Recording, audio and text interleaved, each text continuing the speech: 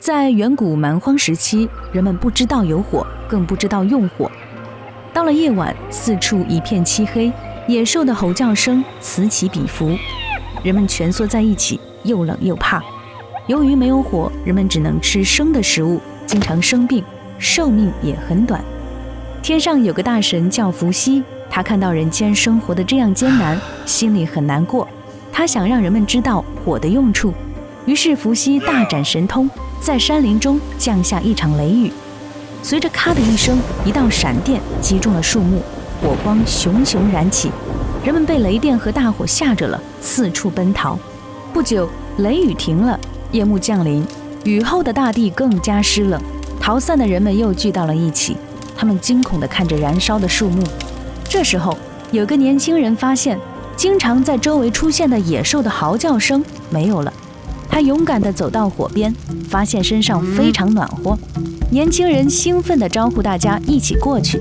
原来这火一点不可怕，它带来了光明和温暖。这时候，人们又发现不远处烧死的野兽发出了阵阵香味。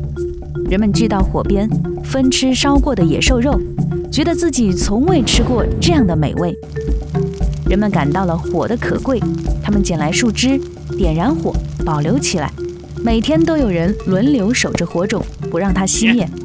可是有一天，值守的人睡着了，火燃尽了树枝，熄灭了，人们又重新陷入了黑暗和寒冷之中。大神伏羲在天上看到了这一切，他来到那个年轻人的梦里，告诉他，在遥远的西方有个岁明国，那里有火种，他可以去那里把火种取回来。年轻人醒后，想起梦里大神说的话，便决心到岁明国去寻找火种。他翻过高山，涉过大河，穿过森林，历尽艰辛，终于来到了岁明国。可是这里没有阳光，不分昼夜，四处一片黑暗，根本没有火。年轻人非常失望，就坐在一棵大穗树下休息。突然看到眼前有一闪一闪的光亮，年轻人立刻站起来寻找光亮的所在。他朝着光亮一步步靠近，发现就在穗木树上有几只大鸟正在用短而硬的喙啄树上的虫子，只要它们一啄，树上就迸发出明亮的火花。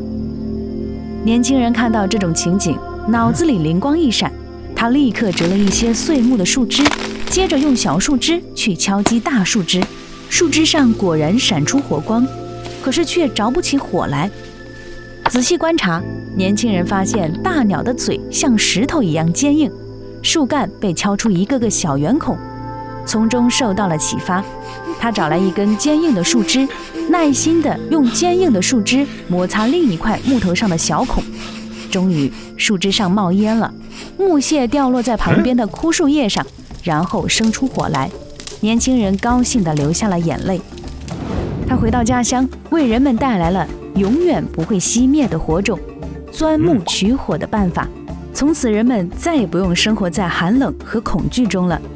人们很钦佩这位年轻人的勇气和智慧，推举他做了部落首领，还把他称作燧人氏，也就是取火者的意思。